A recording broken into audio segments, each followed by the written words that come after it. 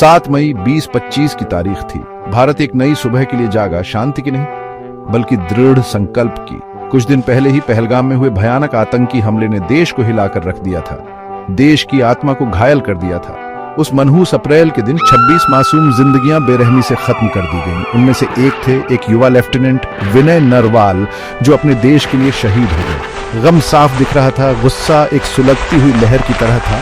पहलगाम हमला आतंकवाद के लगातार मौजूद खतरे की एक कठोर याद दिलाता था, जिसके लिए सिर्फ शब्दों में नहीं बल्कि कर्म में प्रतिक्रिया की मांग थी। भारत को कार्रवाई करने की जरूरत थी, अपना संकल्प दिखाने की, अपने लोगों की सुरक्षा के लिए अपनी प्रतिबद्धता दिखाने की। ऑपरेशन सिंदूर न्याय के लिए देश की प्रार्थनाओं का जवाब तेज और निर्णायक था। यह एक संदेश था, ऊंचा और स्पष्ट, कि भारत झुकेगा नहीं, डरेगा नहीं। यह हवा में फुसफुसाया गया एक वादा था, बदला लेने का, रक्षा करने का, मजबूत रहने का वादा। 9 निशाने सभी बारीकी से चुने गए ये बेतरतीब अंधाधुंध हमले नहीं थे। हर निशाना भारत की आत्मा पर एक रिश्ते हुए जख्म को दर्शाता था।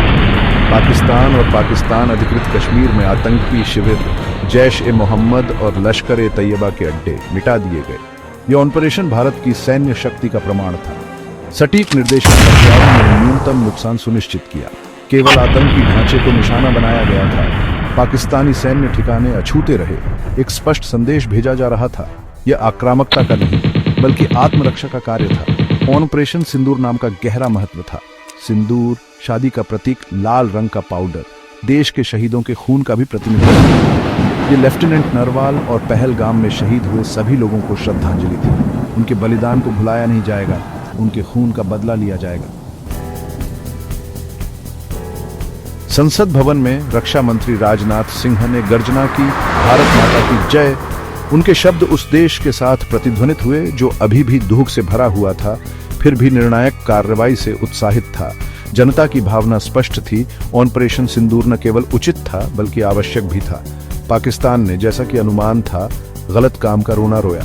ISPR के प्रवक्ता लेफ्टिनेंट जनरल अहमद शरीफ चौधरी ने हमलों को उकसाने वाला बताया। उन्होंने बदला लेने की कसम खाई, एक ऐसा खतरा जो भारत की संतुलित प्रतिक्रिया के सामने खोखला लग रहा था। दुनिया देख रही थी, कुछ चिंता के साथ, कुछ समझ के साथ। वैश्विक समुदाय बढ़ते तनाव को लेकर आशंकित होने के बावजूद भारत के आत्मरक्षा के अधिकार को स्वीकार करता है। हमलों ने बहस छेड़ दी, लेकिन भारत की स्थिति को अनिच्छा से स्वीकार किया गया।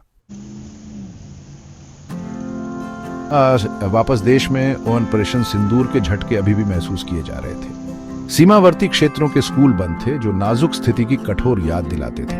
अमृतसर हवाई अड्डा खामोश खड़ा था, उड़ानें रद्द कर दी गई थी। जीवन, जैसा कि अक्सर संघर्ष के साये में होता है, बाधित था, लेकिन अनिश्चितता के बीच राहत की, गर्व की भावना थी। दुख और गुस्से में एकजुट हुई भारतीय जनता को अपनी सरकार की निर्णायक कार्रवाई में सांत्वना मिली। ऑपरेशन सिंदूर केवल एक सैन्य अभियान नहीं था, यह इरादे का बयान था।